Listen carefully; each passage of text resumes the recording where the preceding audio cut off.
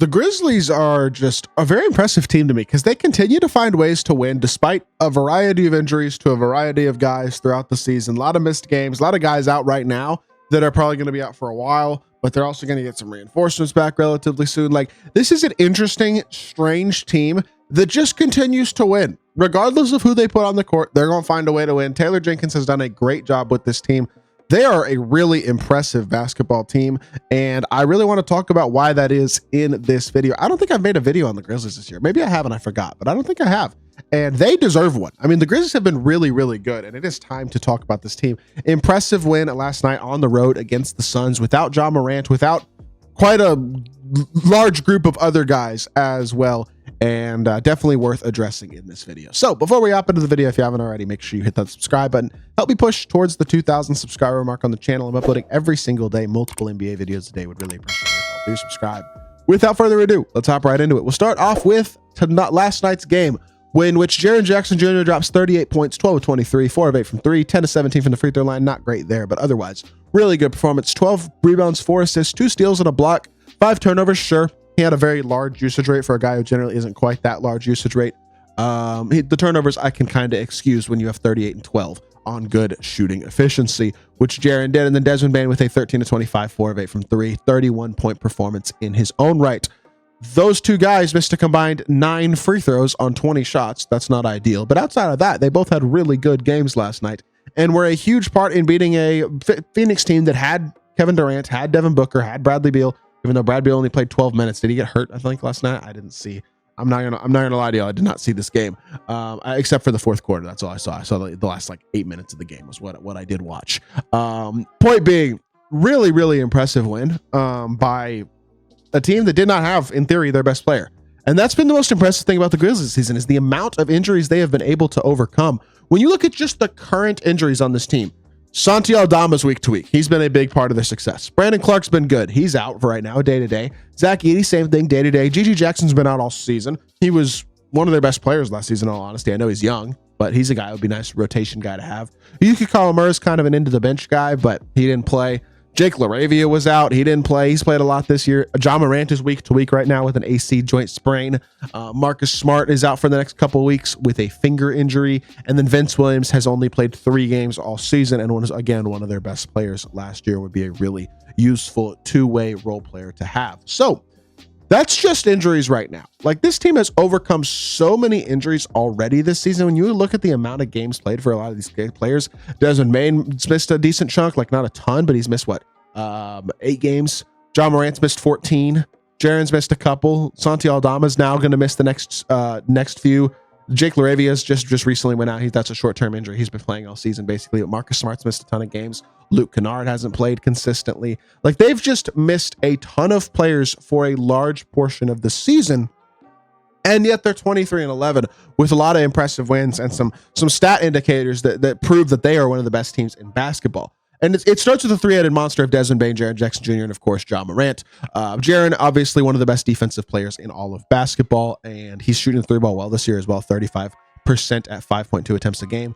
Ja may never be an elite shooter, and he certainly isn't one yet, but he's still, I think, a pretty electric scorer. Down to only 21 points a game this year, a little bit of a smaller role for him as a player this season, which is fair to point out, but he's still up to 8 assists a game. He's still, I think, a very, very good player in his own right. Santi Aldama's been great this year, a 39% three-point shooter at the big, averaging 13 a game, 7.3 rebounds a game as well. He's taken a step forward this year. Has been awesome. Jalen Wells has been awesome as a rookie. Scottie Pippen Jr. has really developed into a real backup point guard after being on the fringes of the league for the last few years. Jake LaRavia has been an elite shooting guard who's really been knocking down shots at a very high level this year and is playing his role pretty darn well as well. Also averaging over 3 assists a game in his own right with a 2-to-1 assist to turnover ratio, which is pretty solid. Zach Edey's been amazing as a rookie, shooting over 40% from 3 as well, which is very impressive. Actually, 43% is ridiculous. I know it's low. I know it's low usage, mostly wide open shots and not super frequent, but really impressive regardless. He's had an awesome rookie year so far. Marcus Smart, I think, has been one of the few downsides of this team a little bit. He hasn't had an amazing year, in my opinion. I think he tries a little too hard to do a little bit too much stuff when he's on the court at times. He needs to just play his role be that elite defensive wing and be willing to just pretty much not score unless he's wide open. Luke Kennard is a 45% three-point shooter, one of the best shooters in the league. Brandon Clark has been another valuable depth big for this team, as well as Jay Huff, who's averaging almost 10 a game on 52-41, a really good stretch big in his own right. This team is just ridiculously deep. Vince Williams has played 3 games last year. Vince Williams was awesome, or this year. Vince Williams was great last year. Like, he was legitimately really good. 28 minutes a game, 38% three-point shooter, elite defender, averaged 10, 5.6, and 3.4 a game. Like, he's literally barely played this year. And he was actually one of like those really impressive role players from last season. GG Jackson, same thing, hasn't played at all. John Conchar is a decent player, doesn't have a huge role on this team when guys are healthy at all. Like, this is just a really, really good basketball team. They're super deep, and once they get healthy, they're going to have a gluttony of options, legitimately, like a ridiculous amount of depth. And the fact that they're still 23-11, the 2 seed in the West, is pretty impressive. I mean, they've won 7 of the last 10 games. They're really, really just winning basketball no matter who's on the court. And that is a testament to Taylor Jenkins, being able to put together a team that plays very cohesively and is an elite defensive roster. And I mean, when you look at the numbers, they're 5th in offensive rating, 116.6. You look at defensive rating, they're 4th in defensive rating, 108.3. And if you notice, they are the only team in the NBA that is top 5 in both of those areas, offensive rating and defensive rating. And that is really impressive. You look at net rating, they have the 4th best net rating in the league, only behind the top 3 teams, the Thunder, the Cavs, and the Celtics, who I think are clearly that tier A, or I guess tier S of contenders, that top tier.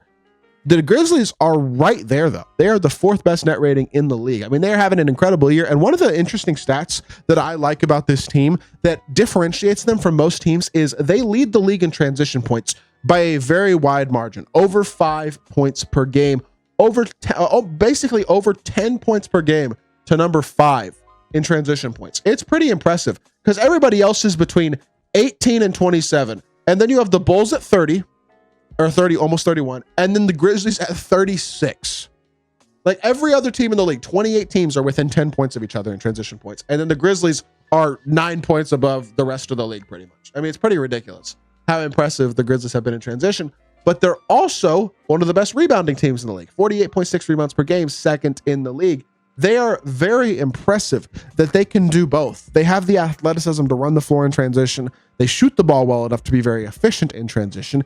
And they rebound the ball at a high enough level to create these transition opportunities because they have depth and a lot of talent at the big man spots with Jaren, Zach Edey, Brandon Clark, Jay Huff, who's been awesome. Like, all these guys have created a roster that is able to play different ways, is elite on both ends of the court, and is very, very cohesive, an unselfish, really nice roster that plays for each other, plays hard on both ends of the court, runs the floor. Like, this is a recipe for success in the playoffs. This is a recipe to wear a team down in a 7-game series and give yourself a serious chance to win. And look, there are a lot of teams that I think are on the fringe of contention this season. The Memphis Grizzlies are absolutely one of them. They are right there. If things break their way, you could easily find the Memphis Grizzlies in the NBA Finals this year. It would not be shocking at all. Nobody's really talking about them as that, but I wouldn't be surprised if it happened. Let's just put it that way. So with that being said, that's going to do it for the video. I hope y'all did enjoy. If you did, make sure you hit that like button, leave a comment, and subscribe. I will be back with more NBA content very, very soon, and I appreciate y'all. Peace.